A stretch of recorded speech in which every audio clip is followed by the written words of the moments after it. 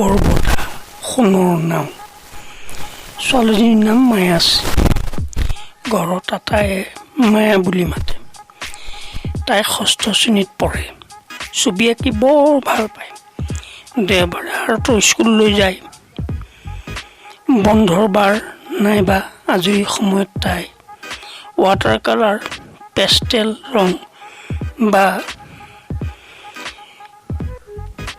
আন বিভিন্ন ধৰণৰ ৰং ব্যৱহাৰ কৰি ধুনীয়া ধুনীয়া ছবি আঁকে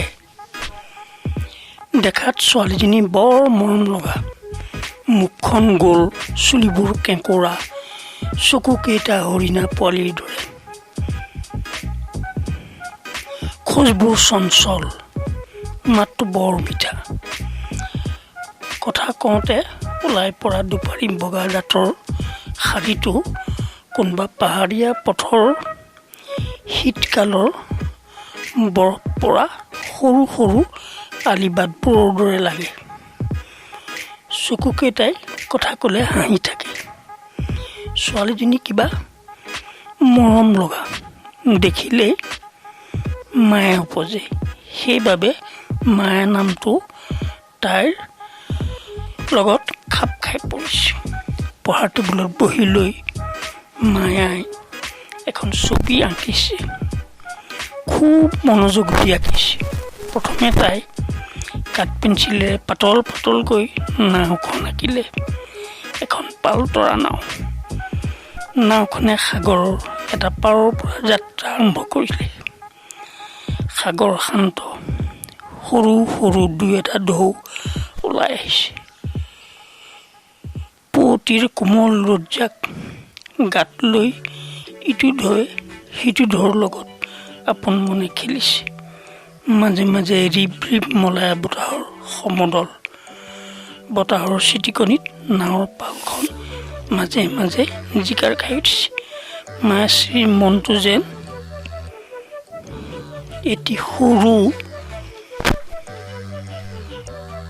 পখিলা হৈ ক'ৰবালৈ উৰা মাৰিব খুজিছে তাইৰ পেষ্টেল ৰঙৰ বাকচটো খুলিলে কি ৰং দিব সোণালী ৰংটোৱে ভাল হ'ব নাওখন সোণালী ৰঙেৰে বোলালে বতাহপাত হয় ঠিকেই বতাহপাতত ৰূপালী ৰংটো ভাল লাগিব তাই কোঠাৰ খিৰিকীখন খুলি দিলে পুৱাৰ ৰ'দে চেঙা পৰি সোণালী নাওখন চিকমিকাই উঠিল সোণালী নাৱৰ পোহৰৰ চিকমিকনি পৰি ৰূপালী বতাহপাত জিলিকি উঠিল হঠাতে মায়াৰ নাওখনত উঠি চাবৰ মন গ'ল তাই সাগৰৰ পাৰ পালেগৈ ক'ব নোৱাৰাকৈ সোণালী নাৱত ৰূপোৱালী বঠা ধৰি থকা নাৱৰীয়াই তাইক মাতিলে আহা কিয় ৰৈ আছা নাওত উঠাই তোমাক নিবলৈকে মোক পঠাই দিছে তাই নাওত উঠিল নাৱৰীয়াৰ মূৰত এটা পাগুৰি বঠাৰ তালে তালে নাৱৰীয়াই এটি ভাটিয়ালি গীত জুৰিলে নাৱৰীয়াই গীতৰ সুমধুৰ কণ্ঠৰ মাজেৰে মায়াক আপ্লুত কৰিলে মায়া মহাচন্ন হৈ পৰিল তাই একেথৰে নাৱৰীয়ালৈ চাই থাকিল সুন্দৰ সুবিশাল দেহৰ নাৱৰীয়া তাই ভালকৈ চাই মন কৰিলে সেইজনটো নাৱৰীয়া নহয় সেইজন এজন ৰাজকুমাৰ সেইটো পাগুৰি নহয় এটা সোণ আৰু হীৰা খটোৱা মুকুট হয় তেওঁ কোনোবা ৰাজকুমাৰেই হয় কোনোবা স্বৰ্গ ৰাজ্যৰ ৰাজকুমাৰ মায়ে মন কৰিলে হঠাতে সাগৰখনৰ তুলি ভেদ কৰি নাওখন পানীৰ গভীৰলৈ সোমাই গ'ল আৰু গৈ গৈ সাগৰৰ তুলিৰ এটা সুৰংগৰ মুখত নাৱৰীয়াই নাওখন ৰখাই তাইক ভিতৰলৈ যাবলৈ কৈ নোহোৱা হৈ গ'ল সাগৰৰ তুলিৰ গুহাৰ দুৱাৰ মুখৰ ওচৰত তাই খন্তেক অপেক্ষা কৰিলে পিছত মায়ে দেখিলে গুহাৰ ভিতৰখন আচম্বিতে পোহৰ হৈ উঠিল বিভিন্ন ৰঙৰ লাইটৰ পোহৰত চাৰিওফালে জিলিকি উঠিল ধুনীয়া সাজপাৰ পিন্ধি অলংকাৰ পৰিহিতা তিনিগৰাকী নৰ্তকী যেন নাৰীয়ে তিনিখন ৰূপৰ থালত ধূপ ধূনা চাকি বন্তি লৈ আহি ৰূপৰ খটখটি দি মায়াক আগবঢ়াই লৈ গ'ল। নেপথ্যত মৃদু আবহ সংগীত বাজি উঠিল। ফুলেৰে সুসজ্জিত এক প্ৰকাণ্ড এটা হল ঘৰ, আৰু তাইক তালৈ লৈ যোৱা হ'ল। হল ঘৰটোত মায়াৰ বয়সৰ শতাধিক ছোৱালীয়ে বসন্তৰ গীত গাই আছে। ঘৰটোৰ ভিতৰত বহু ৰঙী চাপৰ চাপৰ বহু কেইজোপা ফুল গছ, গছবোৰত কণ কণ বহু ৰঙী পখিলাই জাক পাতি খেলি আছে। মায়াৰ ঘৰটোত প্ৰৱেশ কৰাৰ লগে লগে খন্তেকৰ বাবে সংগীত বন্ধ হ'ল। পৰি যেন লগা ছোৱালীবোৰে মায়াক অভিবাদন জনাই পাৰি থোৱা মণি মুকুতা খচিত ওখ সিংহাসনত নি বহুৱালে। মায়ে ভাবিলে, এয়া ৰূপকথাৰ স্বৰ্গ নাইবা তাইৰ সপোনৰ স্বৰ্গপুৰী। এটা দিন কটোৱাৰ পিছত মায়ে জানিব পাৰিলে সেইখন ঠাই তাইৰ সপোনৰ স্বৰ্গপুৰীয়ে হয়। প্ৰথম দিনা চিনাকি পৰ্বৰ বাবে তাইক সেইদৰে অভিবাদন জনোৱা হৈছিল। তাৰপিছত আটাইবোৰ ছোৱালী তাইৰ বান্ধৱী হৈ পৰিল।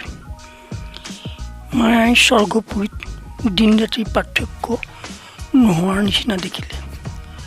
সোণৰ শাৰী শাৰী অট্টালিকা, বাট পথবোৰ ৰূপেৰে বন্ধোৱা, ইয়াৰ প্ৰকৃতিৰ বসন্তই চিৰকাল বিৰাজ কৰিছে। গছবোৰত বিভিন্ন ৰঙী পক্ষী পুৱতি আৰু সন্ধ্যাৰ কলৰৱেৰে মুখৰিত হৈ থাকে। চাপৰ চাপৰ গছ গছনিবোৰত সকলো সময়ত ফলে ফুলেৰে জাতিষ্কাৰ হৈ থাকে। পথৰ দাঁতিত সৰু সৰু পুখুৰীবোৰত ৰং বিৰঙৰ মাছে সাঁতুৰি নাদুৰি খেলা কৰে। ধুনীয়া ধুনীয়া চালে চকুৰোৱা পজাবোৰ আগফালৰ বননিত জাক জাক শিশুৱে আপোন মনে খেলি আছে। জাক জাক ভোমোৰা আৰু পখিলাই ফুলে ফুলে পৰি সংগীতৰ মূৰ্ছনাৰে পথচাৰীক আনন্দিত কৰি আছে। মুঠতে মায়াৰ মতে এই স্বৰ্গপুৰীত কি নাই, সকলো আছে। মায়াই বান্ধৱীসকলৰ সৈতে ঘূৰাই টনা ৰূপালী বাগিত উঠি গোটেই স্বৰ্গখন ফুৰিলে। স্বৰ্গৰ আলিবাটৰ কাষে কাষে সৰু সৰু ধুনীয়া ধুনীয়া ঘৰ। বাটৰুৱাৰ ভাগৰ লাগিলে ইয়াত জিৰাব পাৰে। এইবোৰ একো একোটা জিৰণি ঘৰ। পুখুৰীৰ নিৰ্মল পানী খাব পাৰে, আৰু ভোক লাগিলে বাগিচাৰ চাপৰ চাপৰ গছবোৰৰ পৰা নিজে ফল মূল ছিঙি খাব পাৰে। এইবোৰৰ মাজতে মায়াৰ মনত এটা প্ৰশ্নই জুমুৰি দি ধৰি আছে। তাইৰ প্ৰশ্নটো হ'ল যে এইখন স্বৰ্গত তাই প্ৰায় সমবয়সীয়া ল'ৰা ছোৱালীবোৰকে দেখিছে, কিন্তু তাইৰ মাক দেউতাক নাইবা মোমায়েকহঁতৰ দৰে বয়সীয়াল মানুহবোৰ কিয় দেখা নাই? প্ৰশ্নটো তাইৰ লগৰবোৰক সুধিলে, কিন্তু সদুত্তৰ নাপালে। প্ৰশ্নৰ উত্তৰ বিচাৰি তাইৰ মনটো ব্যাকুল হৈ পৰিল। এদিন হঠাতে অকলশৰে ঘূৰি ফুৰি এটা শিলৰ গুহাৰ কাষত তাই এজনী কুমাৰী তপস্বিনী দেখা পালে। তাই তপস্বিনীক প্ৰশ্নটো সুধিলে। তপস্বিনীয়ে উত্তৰ দিলে যে শিশুৰ দৰে সৰল নিষ্পাপ হৃদয়বানবোৰেহে স্বৰ্গৰ দৰে এনে এই ঠাইত বসবাস কৰাৰ যোগ্যতা অৰ্জন কৰিব পাৰে। তাই উত্তৰটো পাই গ'ল, আৰু লগে লগে তাইক কোনোবাই চিঞৰি চিঞৰি মতা যেন শুনিলে। হয়, তাই ঠিকেই শুনিছে। মাকে তাক মাতিছে। মায়ে সাৰ পাই চকুহাল মেলি মাকক দেখিলে। মাকে ক'লে, ইমান মোৰ টোপনি নে তোৰ? চকীতে শুলিনে? ভাত খাবলৈ মাতিছোঁ শুনা নাই হ'বলা।